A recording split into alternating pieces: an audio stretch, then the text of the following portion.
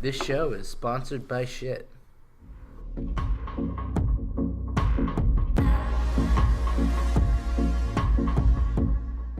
All the fecal matter that comes out of your body happily paid for this program. Thank you. Welcome to the Nerdcast. Thank you for providing for our sponsor. My name is Nerdwulf. I'm not. Corbin. Nice to meet you guys. Hi. Never been here before. Shaking hands mentally with everyone. This is Ian. Hi. He will be our guest today. Introduce yourself. I'm a car salesman. I do that for it doesn't pay as well as my last job, which I prefer not to go into now. Okay. I'm Less salesman-y things. Not exactly of this high of a caliber kind of position. I was a salesman before I was a car salesman. What did you sell? Now I'm curious. Honestly, I'm really camera conscious. I'll be honest. Of course. So, okay. I can give you a blanket if you'd like. Can you bleep my name? Oh, sure.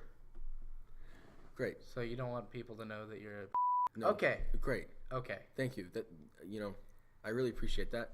Yeah. We're all about anonymity here. So today, we're going to be talking about all sorts of things like movies or games or whatever comes to mind. It's just one-on-one time. It's going to get real close.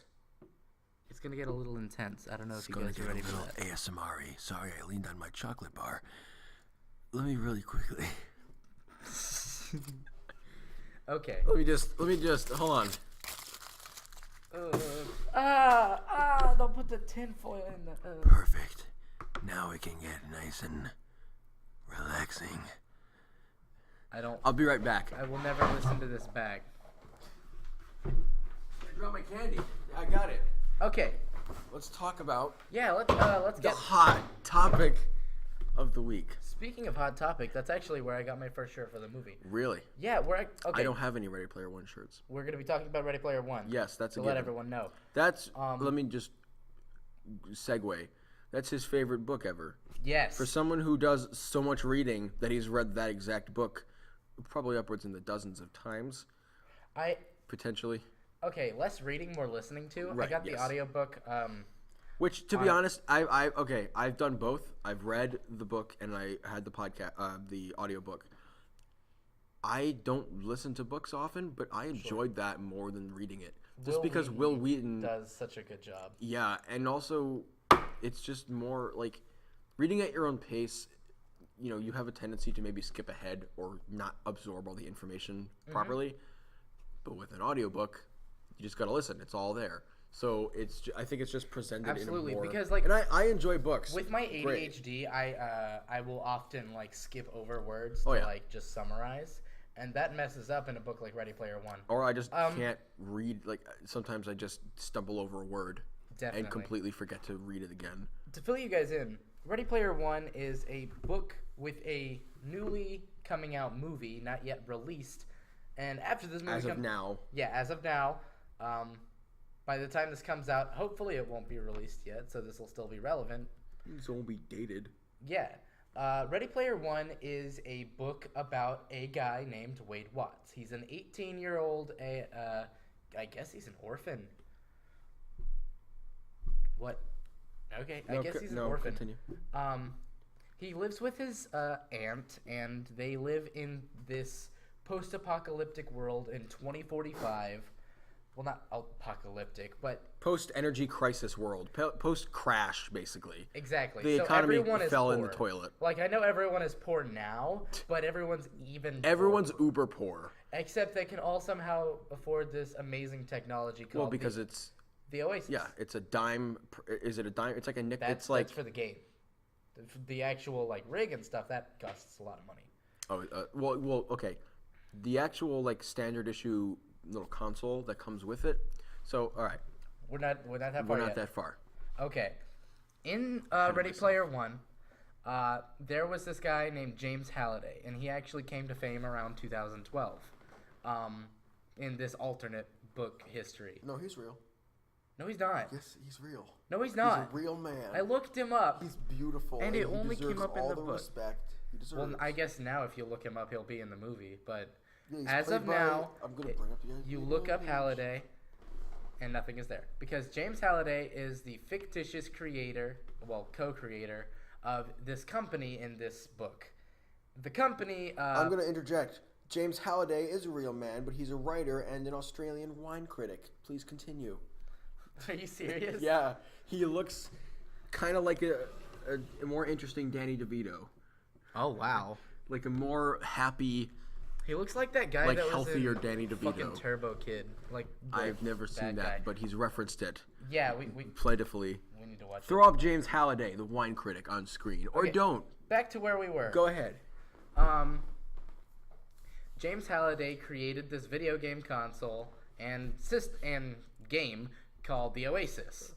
In it is multiple expansive worlds going into every single fandom that exists for any game or medium whatsoever because it's user submitted. Every single. Imagine Gary's Mod but real. Yeah. Gary's Mod but VR. Imagine if every awesome. single person was given access to like high level world building software and just was allowed to go nuts in this VR world called the Oasis. Which stands for Oh shit, I should know this. Online, automated. Ontologically Are you fucking serious? Ontologically anthropocentric sensory immersive simulation is a massively multiplayer online simulation game. Go on. Well, excuse me, it was not at all what I thought it was. It's definitely not a bunch of made-up words made to spell Oasis. You know what? Actually, I think I looked them up. They are real words, but how long did Mr. Klein take to Wikipedia that? Word that means this. How do I make this acronym? Word that means this, that starts with O and is really long. That's what I would do. Very specific dictionary. I'm looking at a very specific thesaurus. Can you help me? I need words that sound really big, sound made up, and also spell this really specific word. And it's awesome. And it works. Surprisingly. Let me get you off there. Managed to figure out how to do that. So the plot of Ready Player One, outside of the world, because we've just established the world for you here, the main character, Wade Watts, is just a player. He's not very, he doesn't have any money. So he's basically all free to play in this world where all the pay-to-play stuff is just basically what makes the game amazing. And since he's stuck with no money, he's stuck in a school program, and that's all he's allowed to do. It's like your only online access being for school is essentially what his life is like. It's like in this James Halliday, after he created the Oasis, died, but that was like 10 years after. But right after he died, there was a video sent out called Anorak's Invitation. Yep. In this video, he talks about his fortune and everything that he has. And I'll mention it. It's Anorak, which is based on his avatar's name, which was also his D&D character. Oh, yeah. Anorak was Halliday's avatar, who was just this tall wizard, like godlike looking creature, who was, he was like the god of the Oasis, Anorak. So this is just Halliday in persona. It's Notch. It's new Notch. Mega uber rich dude as a wizard. Yeah, essentially. Ultimate nerd fantasy. What? Okay, sorry, we're back. Ruin the illusion, dickhead. Okay, James Halliday created the Oasis. After he died, he released a video called Anorak's Almanac. No. Is that not what he did? He released a video called Anorak's Invitation, not Anorak's Almanac. Oh no, that's a different thing. Start I'm again. sorry. God damn it. Well, roll the intro. James Halliday was an old guy. Take 5. James Halliday was a man. Question mark? James Halliday Gag reel. was a creative genius who created the Oasis and created Anorak's Invitation. Correct. And when he made this video, in it he talked about an Easter egg that he placed in his amazingly huge game called the Oasis.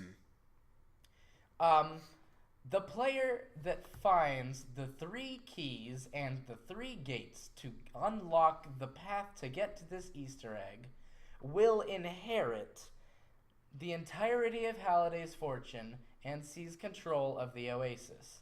The reason this makes such an amazing plot is because essentially Ajit Pai, the motherfucker in charge of taking down net neutrality, is the main antagonist of this movie. Essentially. It's a net neutrality book. It's coming out at a good time. You know, if it it came out in December when all this net neutrality stuff was really on people's minds, it would have resonated a lot more. Definitely. And again, back in 2015, that was only a couple years after the book came out. Yeah, that was when net neutrality was super hot. I think that's when Steven Spielberg actually acquired the rights to Ready Player One. Yeah, that's timing.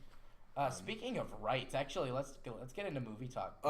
Real quick, before we start that, I do want to briefly go through this article to set the tone.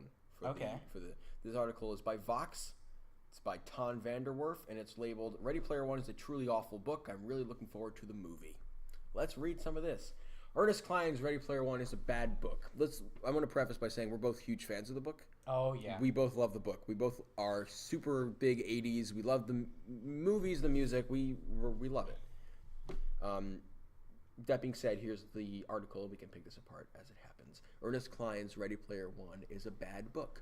Whatever pleasure it gains from propulsive plotting, which shouldn't be written off, it squanders on long sections where the main character catalogs endless lists of pop culture references with which he is familiar. Worse, these sections are written with a vague masturbatory fervor. They're the low-level drone of the guy who wants to prove how cool he is by making long lists. I know, and if you're not jacking off to it, it's not going to be no fun for you. Yeah, it's not. I mean, what do you think the book is? So essentially, they're just saying, if you don't know what these things are, you will be so excluded. It looks like he's just saying, it's basically Ernest Cline's way of saying, look how cool I am, I know a bunch of 80s stuff, even though the book is about that. Yeah, that's what it's about. That's like actually the book. Oh my god. The book is literally James Halliday going, I'm cool, I know 80s stuff, let's see if you do too. That's like the actual premise of No, yeah, exactly. And the kids who don't get it, the kids that write these articles are the people who don't get the $1 trillion, the $500 billion. Exactly. They're the people that give up because they're like, why would you even do that? Go after a fake thing in a video game. Oh, how dare you? But here's the thing. Ready Player One is the kind of book that could make for a great or at least highly entertaining movie. Most, though not all, I want to just preface this also by saying this guy uses parentheses a lot. It's like, can you not construct a sentence properly? Sorry. Most, though not all, of what makes the book bad will be impossible to translate to screen, while that propulsive plotting I mentioned is exactly the sort of thing that works well in the theater. You mean exposition? There's enough exposition to work in the book, but most of it's like first-person stuff, like as it happens. I think everything in the book that's used as exposition is 100% worth it and fills the world more. Also, like, yeah, his whole first chapter of like it's exposition, but it's told in such a flavorful way. Yeah. Like, you know what I'm talking about? Where he's like, he just goes on to mention like this, my parent, you know, my mom died of a drug overdose on our couch, and like that whole first chapter. That's the kind of thing you can do in books very well. Well, and it's the kind of thing that they're gonna do in voice narration. I'm gonna call that right now. Voice. Okay. Well, that's the thing. That's another thing too. Is like, you know, as a writer, I'm a writer. I've written not enough things to call me a writer, but we'll leave it at that. You know, expositional like chapters, entire chapters devoted to setting up backstory and world building. Like that's gonna be great, especially in that setting of where it's told in Wade's voice, who is a very kind of dry-witted, like very cynical view. Oh yeah, the main character is kind of a dick. Oh no, he's like very nihilistic. But also is the only character I've ever found myself relating to ever. Like the world is very nihilistic. I guess that's a good way to look at it. There are points of like, because the primary part of the story takes place, and we won't go into spoilers right now. We probably will soon. But we'll let you know if spoiler talk comes around. Yeah, we'll just there are spoilers to be talked about. So if you want to wait for the movie, then don't watch this. No, I think this is a good hype thing, actually. Oh yeah, our millions of followers are gonna love this. Shut the fuck up. I'm thinking this could get us views. I know. Whoa. Truth come out. Does Corbin is view whore. How am I a view whore? I haven't uploaded in years. I don't have any viewers. Anyway. I need them tens of views, my man. Yeah. A good portion of the book takes place in the virtual world. But when it jumps back to reality, it is that jarring shift of Candyland to there goes gravity. Dirt ground. He doesn't get it because it's Eminem. I don't listen to the white rappers. What colors do you listen to? Usually the blue ones or the tinfoil ones. You listen to the other. This is a black tinfoil rapper, which doesn't get my point across as nicely because the joke doesn't really land. I don't like rap. It's okay. I like some rap. I like 90s rap. I like Run DMZ. To a fault. It's just one of those days. Run DMZ and Aerosmith is one of the best covers. It's just one of those days, man. I don't know that song, but I agree with that. Everything is fucked. Sure. You know why? Because the world has no energy. Back to the topic at hand. I'm a master of full circle. I was going. That's a fist bump cue. I'm gonna keep saying these lyrics until you keep going with the podcast. Okay. Wade Watts is a very cynical character, but that works in the setting of the story because the world is cynical. The world deserves to be like. It would be really dumb to have Wade be this really positive character when the world is crummy around him. It would feel. But it also like it would Gary feel stew, and it would feel cheap. But the thing is he learns to kind of see the light in the world through friends and through kind of this like camaraderie that he develops. Friends of which that he's never had. He was never popular at school. And the only friends he's never gained was through this content. And it also is a good lesson in like, people aren't who they appear. Absolutely. In a very literal sense in a lot of the cases. It's all about, there are things in the movie that aren't spoilers that are spoilers in the book, so it's kind of weird. Even on the main poster. Exactly. Spoiler right now, they just completely ruined like the biggest plot of the book for me, which was H. Exactly. I feel like them paying a lot of attention to it would actually do themselves a disservice. Because I understand why they didn't make it a big deal. Right. In the times that we're in right now, making a big whoop-de-doo about, oh my gosh, this character is another character, while that feels very 80s, well, not another character, but another gender, right? That's very 80s. That's like, oh my god, it's Samus Aran. Right, like taking the slow helmet reveal and the hair whip. Exactly. And they're like, whoa. That's what it's supposed to be like. I'm no man, kind of thing. Exactly. Right. Wait, what It's Lord of the Rings. Really? No man can kill me, and she takes her helmet off. It's like, I'm no man. Did she kill him?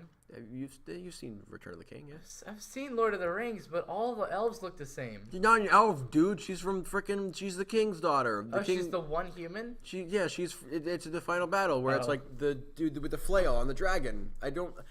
Listen. I don't read books all that often, and I also haven't seen the movies in a long time. I don't remember her name. She's in Lord of the Rings. Am I spiking the audio? I'm really sorry about that. Listen. Yeah, point being, yes, I get what you're saying. The shock value isn't as important. Let me get back into that, actually. Might want to cut that. Of course. H's reveal, I feel like... me, made the book. Like, it was amazing. It did make the book. Because I was like... My dad and I listened to the audiobook, and he was convinced it was Og. Really? Yeah, which would have been cool, but also... wow, I never even thought about that. I feel like, which would have been really cool, but also like a kick in the balls, I feel like, to Wade. Because it would have been very, not honest. Oh, check it out, I was just kind of being your friend. Yeah. But no, H is, I feel like, because... Anyway, I could ramble on, but go on, what were you saying? Okay. That kind of got me off on a tangent in my mind. I would really like to see an Ogden Morrow's perspective of the movie. Like, you know how they did Lion King 1.5, where you had a... I've never seen Lion King 1.5. Are you serious? I don't... That's great. Okay, Lion King. Oh my god, it's fucking Macbeth or whatever. Yep. Hamlet. Hamlet. There you go. And then Lion King 1.5 is like watching Hamlet from the audience. That's cool. I love it. I haven't seen it, but I'll check it. That's like Timon and Pumbaa's story, right? Yeah, it's about Timon and Pumbaa. They make the side characters in the sequels all the time. Have you noticed that? And the sequels are always better. That's a fact. Cars 2 is a masterpiece. And I'm only kidding. Trolls 2, hands down. Oh, God. Best movie. Hey, unironically, I actually like Trolls. Really? Yeah, I did. Oh, you mean trolls like singing trolls? Yeah. Okay. I didn't dislike it. I've heard that before from someone that I kind of respect. So go on. I mean, on further repeats, it gets annoying and it gets old fast. But we're talking Trolls, the colorful little bitches, Anna Kendrick and Justin Timberlake. Even though I'm personally not Anna Kendrick? Yeah, she's the little pink troll. Oh, really? Anna Kendrick's awesome. Holy shit, I might watch it. She's also really funny in it. I mean, I have an ungodly obsession with Anna Kendrick. You know this. I do now. But Pitch Perfect 3. I haven't seen any of the Pitch Perfect. You haven't seen any of them? I haven't seen any of them. Okay. No wonder Stop the fucking podcast. No wonder you're not as obsessed with her as I am, because those movies made me obsessed with Anna Kendrick. I don't know much about her, like, beyond a few movies she's been in that I've seen. She was in The Accountant, which I liked. She's in Scott Pilgrim. We're about to watch that, actually. Wait, who's she playing Scott Pilgrim? Scott's sister. Oh, Stacey that'd be cool. Pilgrim. Okay, yeah. Okay, what are we talking about? Ready Player One? H. We talking about H. Yeah, H's reveal in these modern times. I feel like a gender reveal would kind of do a disservice to the whole movement of normalizing. But it's not trans. It's an online character. No, I don't feel like it's so much trans as it is like I think the best metaphor would be I think the best metaphor would be more like a closeted approach, like really, like I'm really worried to come out to my friend, in a way, about trans. That's a good. That's even though I don't think that's what he was going for. I know exactly how to put it now. Okay. H's reveal. Oh no, I lost it. Oh, good save. Okay. H's reveal. Yeah. I feel was earned in the book because of such a steadfast visualization that you get on H and right. Cheshire Grin. The way he explicitly describes H as never particularly being a male, but the most striking feature about him is his familiar Cheshire Grin, which is mentioned many times. And then that's why he's like, I remember the tangent I was going on. He's basically like, is this H in the driver's seat of this RV? And then it's like, she flashed her Cheshire Grin, and Wade's like, all right, I'm on board. Go on. It's called good storytelling. People, it rhymes. Good recognizable character arcs. Corbin's vigorously T-posing in an attempt to jog his memory. He was playing a male character, and I'm back. I know what I was talking about. Great. Okay, the reason that H was playing a male character, I think, is the biggest reason that it worked in the book, and the biggest reason that it would not work in the movie. Because the reasoning behind H playing a male avatar... Yeah, it's coming back to me. Okay, yeah. Is because H's mother, the person that raised H, as a black female... Let's get that out of the way. H was told that while she was growing up, that all the power in business is held by white men. Which is, in a way, true. Right. As white men, I mean... You don't have to throw it out there. Well, I'm sorry, I'm a Hispanic woman. I just sound very strikingly like a white man. Okay. Yeah, no. H, I don't think that would have worked in the movie. Because... No, hey, Black Panther's out. There's a lot changing. I didn't watch Black Panther. You didn't, but... Was there a lot of fight the white power, kind of? Not really. There's a lot of talk of colonizers kind of thrown around as like a bit of a jab. But, yeah. For all the white people bitching about it, there really wasn't. Well, that's what I'm worried about, and I think that's why they downplayed it, is because there would be a lot of people bitching about that. There would be people bitching like, that's not a strong character at all, they had to hide. But at the same time, I feel like there would be a lot of people that would relate to that. Real quick. A strong character is not someone who's invincible. Thank you! A strong character is someone who, despite a strong character is someone who is well developed and develops further. Strong character doesn't mean that character is strong. It means their development is well done. Can we talk about Star Wars? We haven't talked about Star Wars. We haven't really talked about Ready Player One yet. This doesn't have to be Ready Player One, honestly. That's true. Well, we dipped into other movies already. Well, I mean, yeah. What do you want? Okay, Star Wars. What do you want to say about Star Wars? We're shifting topics now. Shifting topics. We're talking about Star Wars now. If you haven't seen The Last Jedi, get the heck out of here. If you haven't seen The Last Jedi, you're under a rock. Let's start off. I didn't like it. Good night. Wait, did you not? I'm kidding. Okay. I knew that would get a lot of people on edge. Okay, I do love it. Oh, sorry. I loved it. My knees are all over the place. Even the problems that some people said they have with it, I loved about it. There were things that I understand are not okay about it. How are you feeling? Okay. I definitely liked, out of the new Star Wars movies, Rogue One is by far my favorite. That was the least Star Wars feeling one. Because it's different. You know, it's got its own feel to it, and I appreciated that.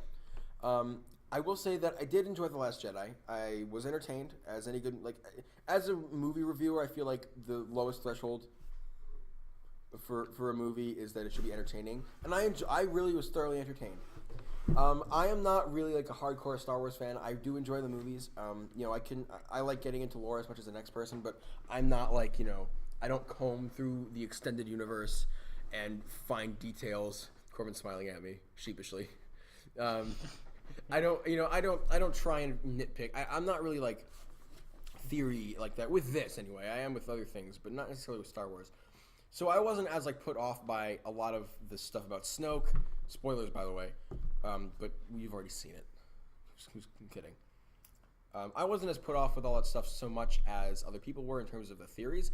I was put off with a few things in the movie. Overall, I liked. We'll just assume that I liked all the movie except the things I'm going to talk about, which are, first of all, I feel like they kind of wasted Luke.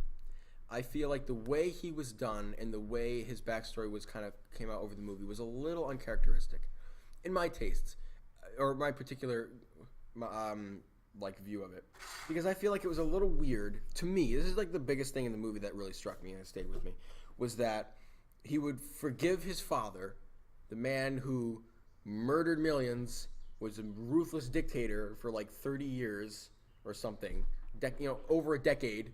Yeah, 20 so years. He came Darth Vader like the night of his son's birth. So that's like 20 So I guess years. we're going to forget the part of their fight where he legit tried to chop his head off. He was like bashing into him with the lightsaber, giving into his rage. Ooh, Luke, you're thinking of? Yes, acting on his rage, trying to kill him. Yes, but saving him in the end after consideration. But that's what I'm saying is that like he actively made the decision to spare him, which I'm fine with that. I'm fine with him showing mercy. I feel like that in that realm of, because Star Wars has always been about good versus evil, black versus white. That's like the whole thing, and his conflict with the dark side in the third movie is very symbolic of like his. In fact, there's so much symbolism of his costume, where he has that black kind of tunic on the whole movie, and then during the last fight, it that folds over him and it shows white. That's symbolic of him like accepting the light side. Like, yeah, I'm a good guy, and that's him accepting the Force again. There was no Force. Right, that's true. Oh, yeah, okay, yeah. He's accepting the balance of the Force, and he's sparing his father. Well, that's why he was cut off from everybody for so long. No one could find him. He didn't even know about Han's death. I'm talking about Return of the Jedi Luke right now. Oh. Yeah, I'm not talking about,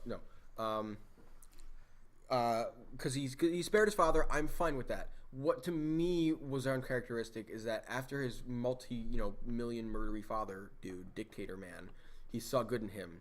And then one of his students who had a bad dream about killing his Padawan and stuff, which Vader did, Luke considered killing him to the point of standing above him with an ignited lightsaber. He didn't go through with it. He backed off immediately, was like, okay, this is a bad idea. But he considered it to the point of having a sword over his head. At that point, it's like, I've thought about this enough to know I want to kill him. Even though, then his next thought was, I shouldn't do that. So Ben's reaction was justified. You will agree with that? Of course. Yeah. I think anyone... Yeah. No, Dad! Come on, man. Uncle Lukey, stop. But see, that was the biggest throwaway of the movie for me. And I think feel having that scene 3 times was really cool. Oh, for sure. I love that form of storytelling. That is one of my favorite tropes in both comedy and in drama, showcasing the same scene from different angles. Because it really, if any of you have seen The Punisher, which I don't know if you have, there's an episode of The Punisher that is told kind of like that. It's told non-linearly, which is also my favorite form of storytelling. Arrival is a really good example of that. Non-linear storytelling is telling the story out of order. And the Punisher episode what I'm... The Punisher episode that does this is in the latter half of the season. Don't remember which, maybe 8. People who have seen it will know what I'm talking about. It's when he's in a hotel. It's there's like this summit or something going on, and there's this like very pro gun control politician there. So this guy that the Punisher has been tracking, this like radicalist, ex-military radicalist, is threatening to assassinate this dude, like bust through his armed guard. He's like memorized the plans. Mm-hmm. So basically the episode opens with the aftermath of that, like a bloodied room, stuff's tipped over, like a grenade had gone off in the corner. That politician is alive but bloodied, like like he took a gun butt to the head. So like the episode opens with the aftermath of this fight. And so it's like a lawyer and a chief of police that are coming in and like, so what happened? You've seen Pulp Fiction, yeah? I haven't, not yet. That is the ultimate form of what you're talking about. Okay, well apparently I guess that. I haven't seen Pulp Fiction, but... So, yeah, Pulp Fiction opens up with the last scene in the movie. Great, that's cool. Just to let you know. But so, it's so cool. What I'm speaking from experience, I've seen The Punisher. Yeah. Twice now. Which is, I recommend all the Marvel Netflix shows. Even Iron Fist, it's not that bad. Wait, really? Yes. I've heard terrible things. I know. It's a little corny. It's not as good as Daredevil, but it's not awful. It really isn't that bad. I can't get into any of the Hell's Kitchen stuff. Man, Daredevil's good. Well... Yeah, I watched the first season of Daredevil for sure. I didn't even watch any of the second one though. But it's good. It's like even better, I feel like. Good, but like it's dark. Lighting wise or yes, lighting wise. I can't see it. That's true. That is very true. Anyway, Punisher. Long story short, I think did I have a point I was trying to make here? I think I did. You were just trying to add the similarities of having the messy story. And you thought that was really cool. And back to Star Wars. Right. Yeah, well, that episode basically... I want to get into talking about... That episode of Punisher basically is like interchanging between the perspectives of Frank Castle himself, the lawyer, and the politician in the room. Mm-hmm. Like, Frank Castle lived it, the politician experienced it, and the lawyer is just hearing it. So it's like that. It's just 3 conflicting storylines, and eventually they put together, and it's the actual one. Go back to what you're saying. Okay. I had a point. I forget what it was. Doesn't matter. My thing about Luke is, like, most of your problems that you have with him... Mm.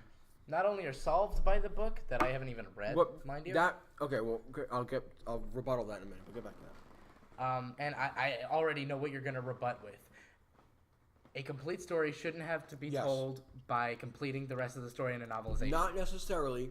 I feel like I shouldn't have to get the whole... I feel like I should get enough of the picture to understand what's going on by the movies. Mm-hmm. The whole story can definitely be told through mediums. I love that. That's so cool to me. Yeah. But I also think that in order to get the full enough picture, like I shouldn't see this and be like, well, that's really out of character for him. Well, if you read the entire extended novelization, you'll understand. It's like I shouldn't have to do that. I feel like the book should just be more and add to the story, not necessarily be like parts that I'm missing. Like I don't want to complete the puzzle and then have my puzzle piece in the expansion pack, that I need to buy for 25 cents to finish my puzzle. I get that. Like, I feel like I should have a whole puzzle. Mm-hmm. And then buy an expansion pack that adds smaller puzzles to that puzzle. You know what I mean? Like, oh, you would hate EA. Yeah. I don't like sports, so it's fine. Well, I hope if we're talking Star Wars, they own Star Wars. Man, I want to play Battlefront, but I don't want to buy a million things. Exactly. I know how you feel. I've got Battlefront 2 on my computer, the old one, and I play the hell out of it. The original, like, PlayStation. Like PlayStation 2, yeah. I play it all the time. Okay, back to what we were talking about Luke. Lukewarm. His thing about he seems out of character, that's because all of the extended universe, everything that came after episode 6 were legends. Okay. The reason that they changed it to legends is because everything in the extended universe is stuff that people have said about Luke throughout the galaxy. Yeah, okay. Which makes sense. Like, oh man, did you hear about this story about Luke Skywalker? He fought a green dude with like shield shit. It was cool. I actually know it.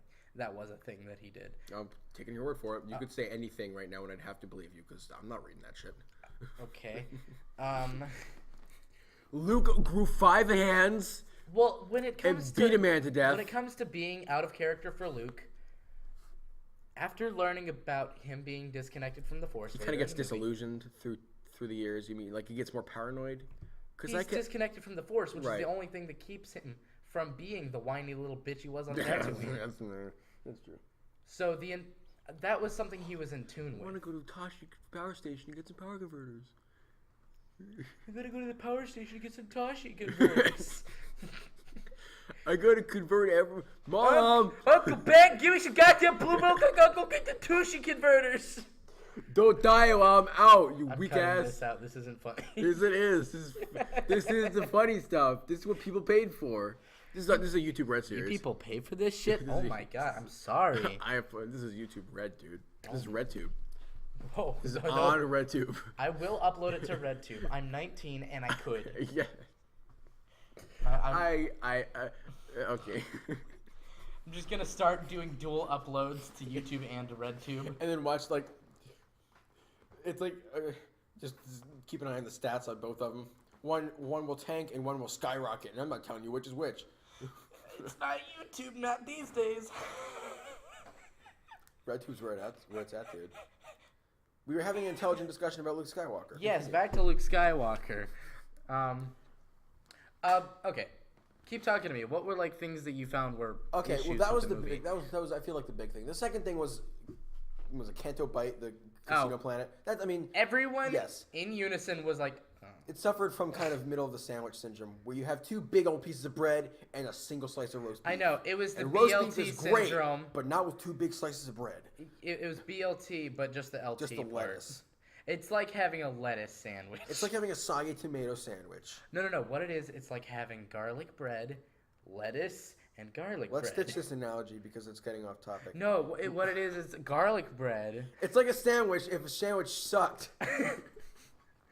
Except had good parts in it. Yes. Okay.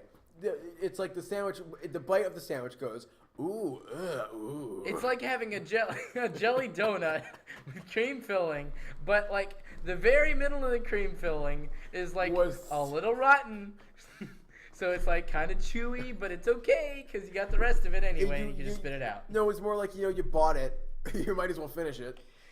Yeah, like at this point, the milk is already like... I've already muscled my way through the deliciousness of the first half. I might as well suck it up through the middle and then get to the good part of the middle. I didn't know this. I learned this through Adam Ruins Everything. Did you know that you can straight up drink rotten milk and it's fine for you? I mean, it only tastes like shit. It's been pasteurized. Okay, well apparently I'm Corbin and I don't know things. Welcome to the title of this podcast where we figured out halfway through the first episode. No.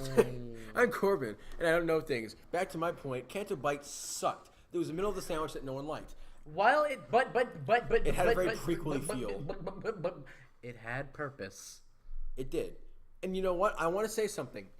People thought that the whole movie taking place on like the ship was bad. I thought that was awesome. Me too. I thought that was a really cool kind of like divergence of plot. I thought that we haven't talked about Haldo yet. I just remembered. Fucking purple hair lady. Jurassic Park lady. I thought that was really cool because that felt like a very like ship is sinking Titanic kind of thing to me.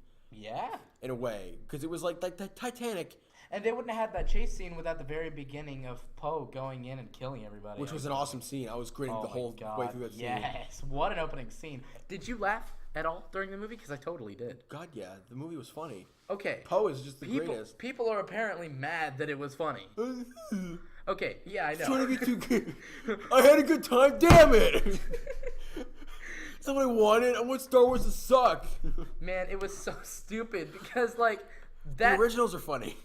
Yeah, I know. They're not comedies, but they're funny. They're dry humor. It's like it doesn't take. It's very witty humor. You see, the thing is, I think Smart humor. I think the new Star Wars kind of adopted the Marvel way of doing comedy. Which, yeah, that Marvel's very influential in that way. It was more Guardians of the Galaxy. Yeah. And which, not so much. In fact, did they say shit in that movie? Was it shit that they? Yeah, that's the first Star Wars movie they've ever said shit in. I know. It was Poe. Yeah. Which to me, honestly, feels right. a little.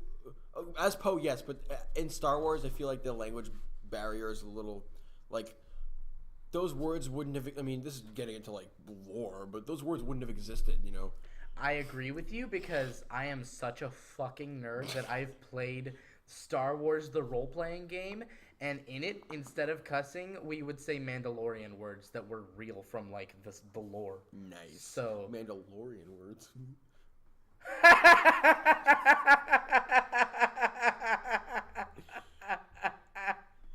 Don't patronize me. Okay. Canto Bite. Canto Bite. Yeah. Basically, well, okay. that was another part to me that was really dumb. That was like, oh, escape the ship and find this code breaker that's conveniently on this planet. Go talk to him. I think it would have been cooler if Rose was the code breaker and feel they like just get caught on the ship. I feel like it would have been cooler, yeah, if the whole thing took place on the ship. Yeah. Because that feels really like I feel Monster like in the House to me. maybe they were feeling like they didn't have enough planets in there because like they had Yavin 4 for a little bit. I feel like what they were doing was they were. I like to think that the original concept for the screenplay was it's like a Titanic. It's all on the ship. First half is fine. Second half they're sinking. You know what I mean? Mm-hmm. But the guys were like, there aren't any planets. People are gonna hate that. We need to give it spacey feel, and we need to have. What if we had horses? What if we had? We can't have a chase scene without horses. And then the Disney CEO comes in. Bob Iger. I have an idea. We'll make them suck. Suck. What if it was a casino, like on planet Earth? Yes. Brilliant. And that's Ryan Johnson because he wants to keep his job. That one clap is just, oh, got it. Exactly. Apparently, they actually cut him from writing the next, because apparently he was given like a new trilogy to write. Really? I think they cut him from that. Oh my god. Because critically, that movie didn't do very well. Well, of course not. I got a 50. Well, no, okay. 50. No, critically, Last Jedi did great. Oh, yeah. There was audiences that didn't like it. It's because everyone's stupid. But I feel like they didn't like it for the reasons that I don't dislike it for, which is like it didn't follow the lore and it broke a lot of my god, exactly. like middle movie stuff. Spoilers. I'm fine with like stuff breaking format. Like when he killed Snoke, I was like, cool, that's like a twist. Yes. I mean, I saw it coming in that scene. So many people. Wait, you saw it coming? In that particular scene, like when it was building up to it, I was like, oh, okay, I get it. I wasn't like, okay, I get it. I was like, oh, okay. The only time I was really rolling my eyes, honestly, this is gonna get me flack, but was when Luke just kind of faded away. Because I was kind of like, yeah, that was gonna happen. I knew that they had to end it like that because they're killing everyone and like Carrie Fisher's dead. So, I think if anyone should have died, how are they gonna? Nobody knows. Everyone's like, what are we gonna do? Yeah, they're not gonna recreate her. She hasn't filmed anything for 9. 9's not even been written yet. What are they gonna do? Yeah, they can't recreate it. They swore against it after. Princess Organa is on a planet and she's gonna stay there for the rest of her life, and that's convenient. Let's write a book about it. And no, you're just gonna see it in the scrolling text. Yeah. General Organa is dead. Yes. I feel like that's exactly what it's gonna be. I do want to say though briefly, not at all related to the plot of the movie or anything. The coolest moment in theaters I've ever experienced is when you just see a long time ago in a galaxy far, far away, silence, and then the Star Wars logo shows up and the theater erupts because it's so awesome. That's the greatest theater. I mean, I've been to every Marvel movie in theaters basically since Avengers, with the exception of Spider-Man because I wasn't able to see that in theaters. Aww. It is spine chilling every time I see the Marvel scroll or like logo flip up. It is so awesome. And they've changed a bunch. Recently. I am a bigger fan of Marvel than I am of Star Wars. I'm just going to say that. Which I like right Star now they're Wars. the same thing. I like Star Wars. I'm a bigger Marvelite. I'm just going to say that. But my God, I've never had a cooler moment in theaters than when that Star Wars logo pops up because it's just so cool. It's just the coolest thing ever. And like, I agree. I want to go to a premiere one day, like just like a big premiere of Star Wars, and just hear that theater explode. I'm going to the Ready Player One premiere. That'll be awesome. I have tickets. It premiered in London, so I mean it's already done special. But. Well, I don't get to see it first because apparently they started screening it like a month ago. Here in America? No, just in places to people. Well, they do that to get like a test audience, like a test market, so they can put quotes on the box. That's true, and also they can like maybe cut stuff out that no one liked in London, or like add a deleted scene that they think might have been needed. Yeah, but what if there was a bad word like dick or cockney or something like that? I don't know what a cockney is. I don't. Well, that's an accent, but let's find out what that is. I'm the gopher on set of this Cockney. C-O-C-K. The dialect or accent of the natives of East End of London. I knew that. Back to the podcast. East? Oh, I didn't know that. That's new information. The more you know. We teach people here. We were talking about Star Wars. We brought it back to Ready Player One. We did full circle. Oh, I didn't mean to. Well, I just want to mention briefly. I feel like the movie would have. I mean, again, we haven't seen the movie yet. If we do another one of these, maybe over Discord or something, we'll probably talk about it, having seen it again. Yeah. I feel like the movie probably, like, just what I know now would have done better being R. Maybe not done better, like, box office wise, but would have been better. Because the book is very R. I feel like there are parts of the book that were thrown in there that could be easily left out to keep it from... Like the sex doll. Yeah. That to me was just kind of a way of illustrating how lonely he is. Yeah. Which worked. Yeah. And that's not even... That wouldn't even play out right because apparently he meets fucking Artemis before they even do the contest. Yeah, apparently it's...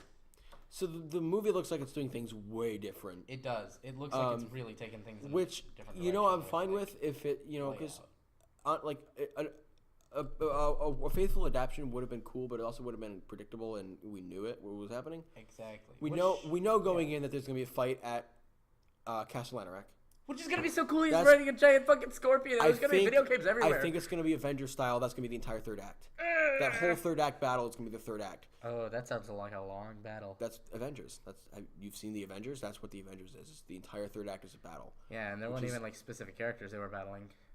That's true, but they were just like alien buggos. Yeah, but it's going to be cool. The Avengers is my favorite Marvel movie until Infinity War comes out. Oh yeah, the Avengers is my favorite Marvel movie. I wouldn't actually list it that high for me. For me, Ragnarok's the top right now. Really? Yeah. Well, I'm putting it at like I enjoyed Ragnarok, but I can find a lot of things I didn't like about that movie. Was it the not like stuff? Not like oh my god I can't watch it again. Like I watched it again recently and I loved it. Yeah. But I mean it just was it the Hela stuff because that stuff's kind of effort. It was the Hulk stuff. What? Can we get into that now? Yes, please. To me, I thought that having the Hulk go from Age of Ultron Hulk, like monster, Frankenstein's monster, he's just a brute, to suddenly being able to speak in full sentences was a bit of a weird jump to me. Who the fuck said suddenly? He's been there for 2 years. I know, but over the course of, if there had been more of that of a setup in Age of Ultron, like maybe he's a bit more eloquent, I would have been okay with that because it would have felt a bit more natural. It would have felt like there's a progression. He speaks in Hulk, the Hulk movie. He speaks in Avengers. He doesn't speak in Age of Ultron. Actually, he doesn't say anything in Age of Ultron. So it's a bit weird to break that. I didn't really like Age of Ultron at all. I didn't think it was. I mean, it wasn't as good as some of the other ones, but it wasn't. Well, really the only bad. scene I can remember from it is the hammer part. Seriously, that's it. It's that's like the nicest, most sitcom-y one. I guess. Well, we can get into why you don't like that, but I'm gonna get into why I don't like Thor at the moment. Thor Ragnarok. I don't not like it. I definitely like it a lot. It was my favorite. Like I loved it. I liked it more than Guardians of the Galaxy 2, which I really like, because I felt like Guardians of the Galaxy 2 is just kind of a rehash. I feel like it's a rehash, and it's also Tron Legacy. Because the guy. My God, you're right. It's Tron Legacy because the guy looks like Jeff Bridges. Oh, just for that sole reason. Well, and it's oh my God, my father's been so far away for such a long time. It's nice to see you. Oh my God, no. Well, okay. In Tron Legacy, though, his dad's actually cool. And his non-dad isn't. I know. And then he gets a clue. That is so much louder than you think it is. We can cut that out. Okay, the Hulk stuff for me was just a little jarring because it was weird seeing him in Age of Ultron not speak a line to being able to basically speak full sentences. Well, I don't even pay that much attention to Hulk, especially for it being a Thor movie. Well, no, yeah, but I feel like just even like subconsciously having him like speak a few, because, and this is also maybe because the World War Hulk book I read, I absolutely hated. What? Did you read that? Yeah, book? And I loved it. I hated that book. I thought it was. The writing was just the worst. And I haven't read it in a while. I did not like... Wait. I read the World War Hulk when he comes back to Earth. Not when he was away. I don't know if that's the one you read. No. That's Planet Hulk, and that's the one that I love. World War Hulk is when he comes back. Yeah, Planet Hulk is the one that Ragnarok's based off of. Yes. World War Hulk sucks. Because it's very much that, where it's like Hulk is now a sentient... More so, like Hulk's always been supposed to be this rage monster. This is the thing. It's supposed to be this binary. Like Banner is this very eloquent, timid man, and then Hulk is this very hulking creature that's like non-controlling. But it's not. It's not. You know, it's not. It doesn't stick to that originality of like what the characters are meant to symbolize when Hulk suddenly can speak and also fly a spaceship. Do you remember the line? Beat Black Bolt. Do you remember the line in the movie where Banner's talking and he's like? When he's bannering it. Yeah, that's exactly what I was going to talk about. Right. Hulk had 2 hands on the wheel. In my mind, that means that Hulk could learn, and that's something that he's never been able to do before. And I'm fine with that. I am fine with the Hulk getting more like that, like Hulk banner thing becoming more unstable. Mm-hmm. But I just wish there was more build up to it. I wish there was more of like. I feel like it was exposition. I wish there was more setup over the movies to. And to be fair, Age of Ultron was kind of crammed with a lot. Like maybe the Hulk Widow thing is a thing that a lot of people didn't like. I actually didn't mind it. I thought it was kind of cool. It was a little shoehorned, but I thought. I thought it came out of nowhere. It did definitely, but I mean, I like both those characters, and I think they had good chemistry, so I think that's fine. Yeah, actually, I might go back and rewatch Ultron. Actually, it's actually not bad. I rewatched it just for the sake of rewatching it, and I like it. But so if there had been more of that like suspenseful, like if Hulk, even like a throwaway line, like in Age of Ultron, which is the last time we saw him, was like, guys, all this turning into Hulk is great, but every time I do it, I feel less like I don't remember much every single time. Like I feel like I'm slipping away. That would have given more setup to. Now in the Ragnarok, I've been Hulk for 2 years. I haven't had any control of him. Do you know why he was Hulk for so long and had no control? Because based on Ragnarok's exposition, because he just kind of mentally slipped away. No. What happened? The reason he turned into Hulk and never turned back was because his last moments were Natasha, what the fuck ever. Whatever, who cares? Okay. She was all sitting there and she was like trying to calm him down. She was talking to him over the intercom as he was his flying last through the thing. lucid moment was as the Hulk. His last lucid moment was as the Hulk. he didn't get to finish the message with her. That. That's why him turning on the thing while he was the Hulk turned it back into Banner. That's okay. That is a good like rhyming verse thing. Mm-hmm. But I don't have Did you notice that Thor didn't know the whole thing? He only knew the sun is coming down part. Yeah. So he just kept repeating. He's like, I don't know the whole thing. That was funny. I'm just gonna keep trying this. Thor was great in that movie. I know, he was the best written character. Because there's buildup of him being funny. In the MCU, he gets funnier. Exactly. It's not like he's just this and then he goes, I'm funny now. There's a buildup of it, which makes it work. And I think a lot of that buildup came from him being on Earth. Around Tony Stark. Yeah. Yeah. Because, like, picture the first Thor movie about he's just smashing... Which no one likes, and I don't either. Well, it's not bad, it's just not good. It's just a redemption story that he needed, I guess. It's just an origin story, as I look at it. He's just smashing up baddies. He's like, I am this god. Why do you not respect me? Another, I'm a fool. And he's funny in that, but he's... Yeah, he's funny because he's inadequate. He's ignorant. Yeah, he's Drax in that. Exactly. He's ignorant of social customs. In Ragnarok, he makes other people look stupid because they don't know social customs. Right. Like in the very beginning when he's all tied up in the chains and he's talking to Surtur, and he's like, hold on, I gotta get around here. That's a little awkward, I know. Surtur, you son of a bitch, you're still alive, like that. And apparently 80% of the dialogue was like improvised in that movie. I believe it. Taika Waititi really gave them a lot of freedom in that. Some of the funniest also, and okay, Korg. Sorry. We're gonna get into some of this, but I just want to get a few things off my chest. First of all, I thought Banner in the movie was really funny. The scene where he says, "You're gonna know who I am," jumps off the thing and flops like a dead fish on the Rainbow Bridge was the funniest thing I have ever seen in a Marvel movie. I know. It was the single time. It was the time I have laughed the hardest in any Marvel movie. It was even in memory. It gets me every time because I've like watched the movie like 3 times now. It's so unbelievably funny because it's so jarring. There's nothing like that in the whole movie. It's so slapstick and so brutal and so sudden. So like, there's an army coming. It's now or never. We gotta get the Hulk in here. Stat. Yeah, conk. Because he just flops. He just ragdolls onto and the wolf even looks at him like, you okay? Like, ragdolls. That's the key word here. Ragdoll That's what rock. was funny about. Did you say ragdoll rock? No. Shut up. Thor Ragnarok. We've been playing Human Fall Flat, so we're a little giddy for ragdoll physics. I'm so excited to get back into that after this ends. This is really cool, though. I'm loving this. I'm having a lot of fun. We need to talk about more movies. Let's get more into Ragnarok. We need to talk about Korg, and also I want to say the Grandmaster was such a freaking best character in the MCU. He's my favorite right now. He was so awesome. Korg. Jeff Goldblum. People were kind of upset in the trailers that Korg wasn't like in the comics as he is. Who apparently Korg is like a very Drax-ish kind of character. Oh, really? But Korg was the greatest character. Yeah. In the I feel movie. like that step away was perfect. Mick's dead.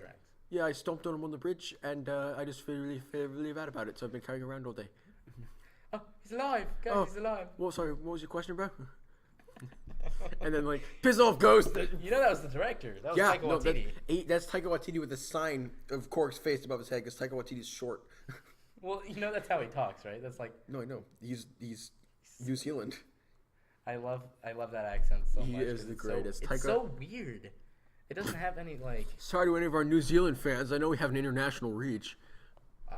There's a lot of kids in Indonesia that really like me. Excuse you. So. Like sorry, two?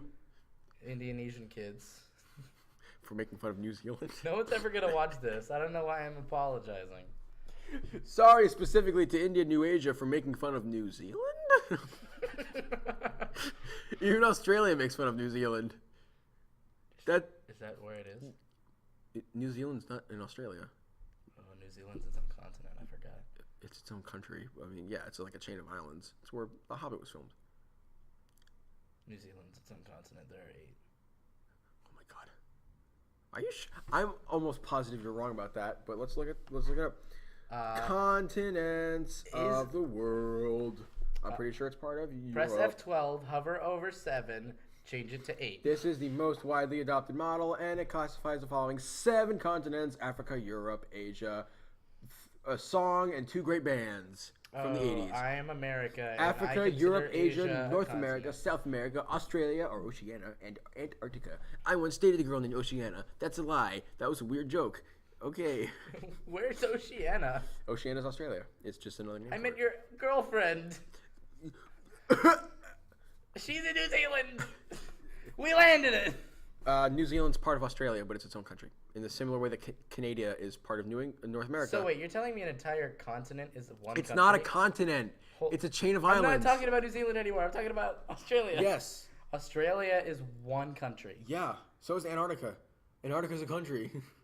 Who founded Antarctica? The Emperor Penguins. High five me.